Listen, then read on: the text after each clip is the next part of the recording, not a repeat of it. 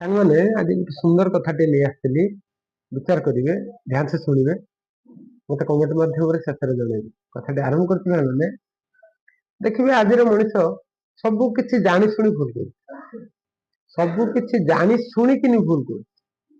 କହିବାର ତାତ୍ପର୍ଯ୍ୟ ଦେଖିବେ ଯୋଉ ଗାଡି ଗୋଟେ ବାଇକ ଟେ ଧରି ନେବେ, ଗୋଟେ ବାଇକ ର ସେମାନେ ଜାଣି ନେଇଛନ୍ତି ଯେ ପେଟ୍ରୋଲ ଛଡା କିରୋସିନ ପକେଇଲେ ଗାଡିଟି ଖରାପ ହେବ, ନୁହେଁ କି?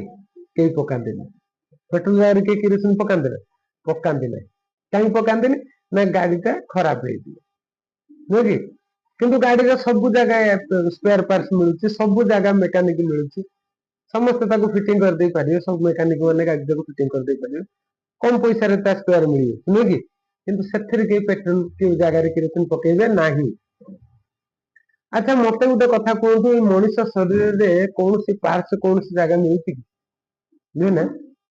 ଏ ଶରୀରରେ, ମଣିଷ ଶରୀରରେ ଲାଗିଥିବା କୌଣସି ସ୍ପେୟାର କୌଣସି ଜାଗାରେ ବିକ୍ରି ହଉଛି ଆପଣ ଦେଖିଛନ୍ତି କି? କେବେ ଦେଖିନଥିବେ।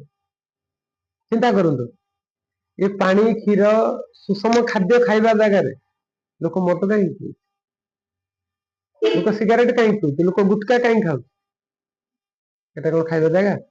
ସେ ଜାଗାରେ କିରୋସିନ ପକେଇ ହେବନି, ବାଇକରେ କିରୋସିନ ପକେଇ ହେବନି, କିନ୍ତୁ ମଣିଷ ଶରୀରରେ ମଦ ପିଇ ହବ।